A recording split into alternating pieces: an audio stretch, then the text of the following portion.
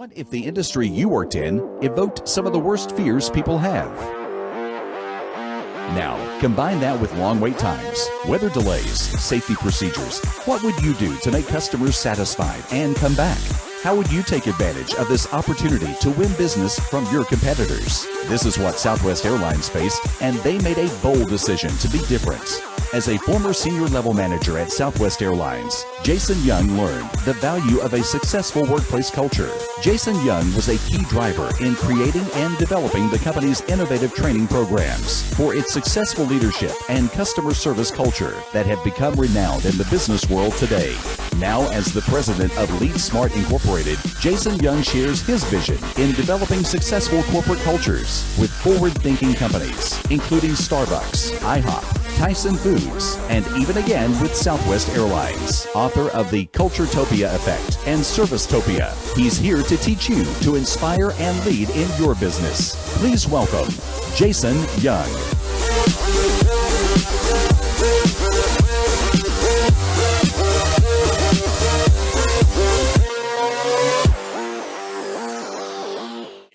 Well, let's jump into this. I'm going to come at you today with Servicetopia. If I were to unpack that word for you, from my perspective, Servicetopia would look like this. It's a place where there's a high service focus and there's high personal fulfillment as I apply that service focus. Who in the room would like to be remembered as a person who was performing their service at a very high level and they were very fulfilled in their career throughout? Who would like to have that as their legacy? Most of you are going to raise your hand on that. If I were to survey the room, I'd probably get 100% of high performance, high fulfillment, this high service focus. And that's how we want to be remembered. That's how we want to interact with our clients internally and externally. Certainly at Southwest Airlines, that's what we wanted to do, is create an environment, create a culture where there's a high service focus and our staff, our employees were very fulfilled in delivering that service. Right? What are the attitudes and behaviors of people who are in that space? Just shout out some words, anybody. Positive, energetic, enthusiastic, on time, diligent, creative, enthusiastic. All of those things together create this space, but that's not how life works. Every now and then people slide over. They're still focused on the service. They're just not as fulfilled as they once were. Something happened. Right? Somebody pushed their fairness button and all of a sudden, I'm just not as happy as I once was. Have you ever seen somebody there? Don't nudge anybody. I see somebody up there, that's you. Right? What are the attitudes and behaviors of those people? They're still showing up, they're still doing the work, they're still delivering good service, they're just not as happy. They can get frustrated, can't they? They can get sarcastic if you let them go long enough. They can start to burn out if you let them go long enough.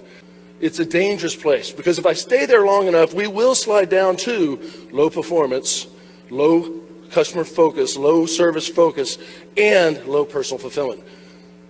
What are the attitudes and behaviors of those people? Late, whine, complain, sabotage, steal. That's all before noon.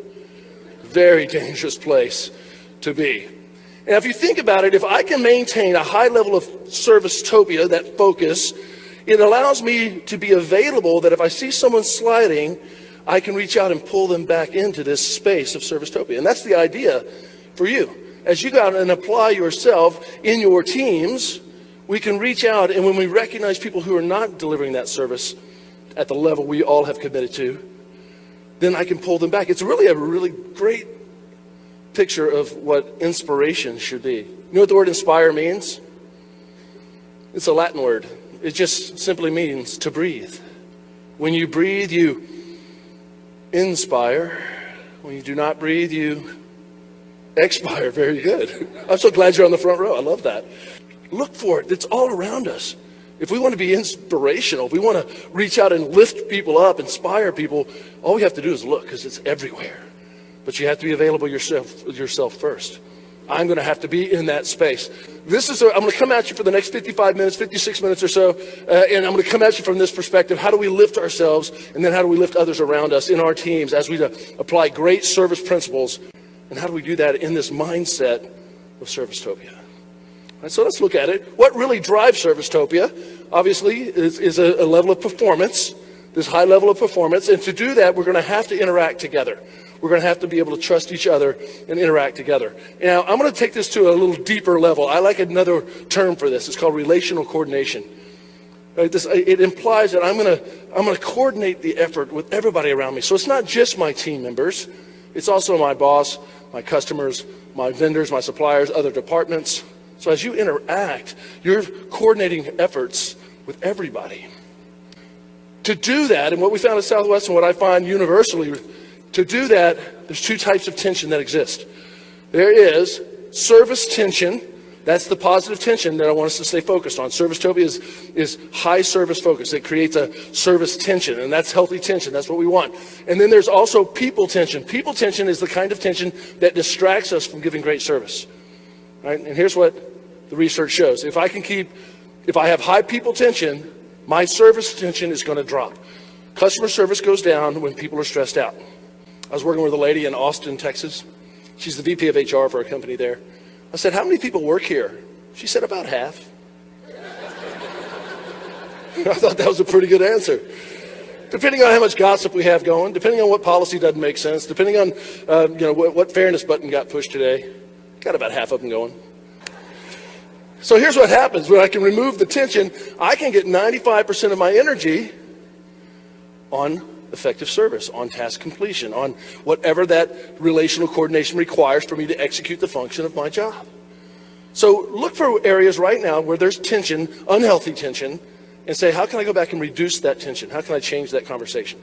You know that conversation you need to have with your employees sometimes? It sounds like this. I need to apologize to you guys because I haven't held you to a high enough standard. You should be writing that down. I'm going to apologize. Or that conversation with your boss, I want to be able to do my best work for you, but I need you to do some things for me so I can perform better. It's good language. Hard conversations to have, but it helps us to remove tension. Same thing with customers, vendors, suppliers. I really want to be able to work well with you. I want to be able to deliver in an effective way for you, but we need to have a conversation so I know how to meet your expectations. All right, it allows us to get on the same field so we can have great relational coordination. To do that, where I spend a lot of my time, how do you create that environment, that service culture? You might want to think about it like this. It's like a seedling, and I want to take care of it. I have to create the right environment for that to thrive. There has to be buy-in, and we have to make sure that we move through. So there's the startup mode. There's some risk-taking there. But the reality is, in your business, you've probably been building, growing, and recruiting and managing for some time. You had this innovation time that happens, and that's kind of when you stop. You take a pause. I don't know if, and you learn. You say, okay, we've got some new products, new strategy, new technology. What can we do to give higher levels of service, to provide better solutions? All right? And that's when you come to a conference and you get into this mindset, this learning culture. Let's not lose our edge. Can we learn our way to the next level? Now, at the end of all this, the reality of where you really are is more like this. You're really right there. You guys have a deep root system, and it's sturdy and it's strong, and what you do is amazing. And your creativity is amazing, but we can't lose sight that it's about people. It's so easy to get transaction focused and forget we're in a customer service business, and you really are. So we're going to have to stay into that customer service mindset. And to do that, it's really about sticking to who you say you are. And so we want to make sure that our service values are translated through our behavior, and that we are demonstrating those consistently. What does that service vision really need to look like? How do I play out our values behaviorally? Southwest certainly put a lot of thought into that, and I'm going to share their vision statement with you. It's really a vision value statement all in one, and the first part of it is directed right to the customer. Dedication to the highest quality of customer service, delivered with warmth, friendliness, individual pride, and company spirit. I think we need to lighten it up a little bit. I mean, we spend half our awake life at work. You guys probably spend more than half your awake life at work. Who do you want to be around at work? What kind of person? Positive, fun, entertaining, energetic, enthusiastic, diligent, hardworking, right? All the things that you want to be remembered as, that's who you want to be around. Think about, how do I want to walk in? How do I want people to see me? When I engage the customer, how do I want them to see me? This enthusiasm has to be there. You know what entheos is? I like that word too. It's a Greek word, entheos is the root of it. Same where we get theology. Enthusiasm is not a feeling, it's a belief. Do you believe in what you're doing so much that when you enter a room, other people can feel it? Or do you give a level of service that's so good that people don't just experience it, they feel it? Let's loosen it up, let's lighten it up. But above all, let's treat our employees, let's treat each other, let's treat our customers with the same concern, respect, and caring attitude within the organization that we're expected to share externally with every customer. That's a pretty tight statement. I know that you guys share equally tight values for service, and it matters. Otherwise, I wouldn't be here right now. So I respect what you do, but let's go back and renew it.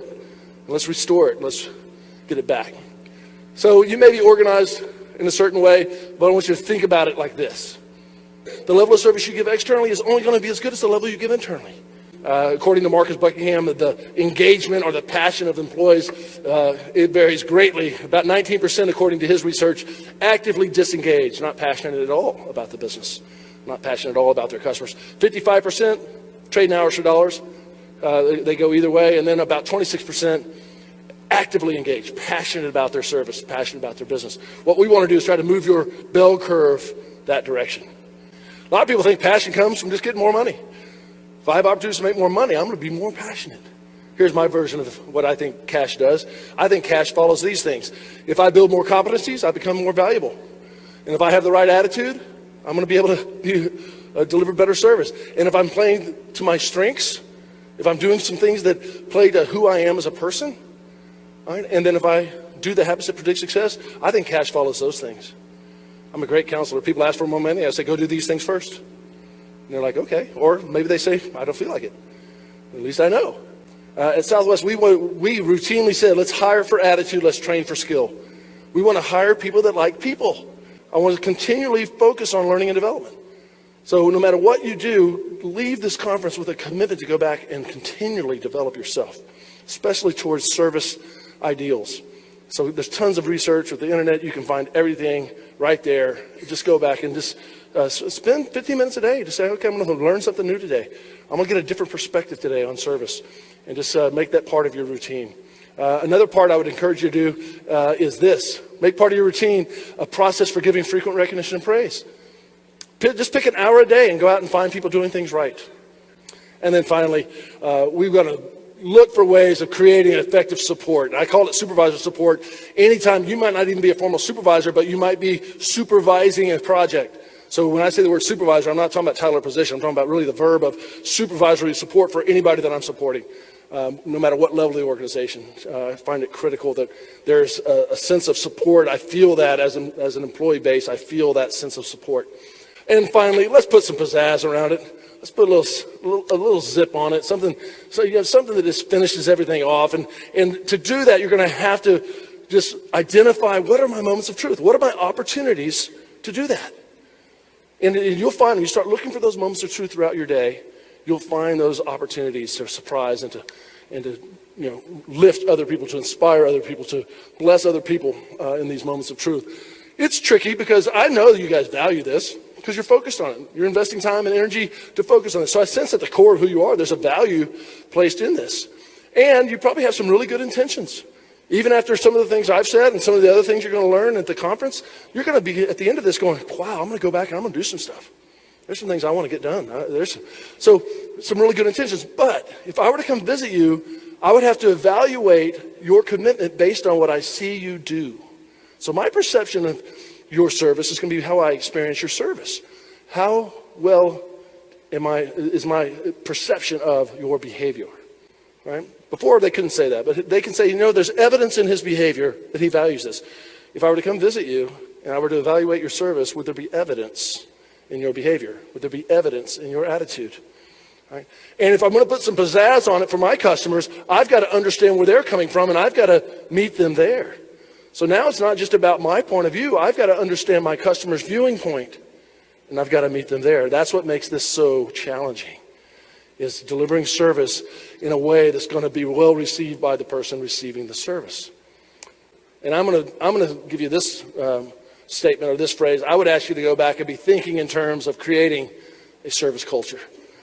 All right, everything we're doing is bounced up against and off of this idea that we have a culture of service. We're going to meet that expectation. We're going to exceed that expectation.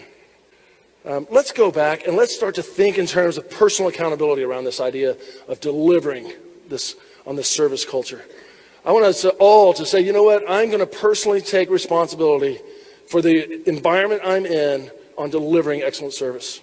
Because if you do that, the more responsibility you take for your current reality and the current impact you have on the people around you, the more empowered you're going to feel and the more positive your influence is going to be. Now, this is my language. You might get this slide, want to change some of the words. That's fine, but make it real for you. And I just challenge you to do that. Step into it, all right, and go back and make a difference. And as you do that, you will start to feel the freedom that comes with it, and you'll start to enjoy the success that comes with it, all right? And take it back to your teams as well. Let's get the trust stuff figured out. We got to be able to rely on each other. Let's get people doing what they cannot not do. Let's get strengths and abilities flowing into this service package. Let's align ourselves to these values and our vision for what our service is going to look like. How do I know you're committed? Because there's evidence in your behavior. And then I know you do this well. Let's measure it. That's the accountability piece. Let's be willing to be accountable for this. If you want to look at it from a motivation standpoint, it's the same words. We want to raise the task tension. We want to raise the service. We're going to do that by lowering people tension. We start with relationship first. All right? And to do that, trust is what's going to pull the tension down for the team. You're going to ground your team in trust. And expertise is going to blast off service. And then people start to align themselves to service priorities and our service culture and our service initiatives. And there's commitment because you see it in the evidence in their behavior. And then motivation breaks out. And measurement pulls the performance through the roof, and accountability really drives down. And if you're on a team like I was on at Southwest, you can change the word accountability. You can just change that to celebration, because that's really what it's like. Let me end with this last thought, and I'll be done. The first client I worked with when I left Southwest Airlines was Hawaiian Airlines.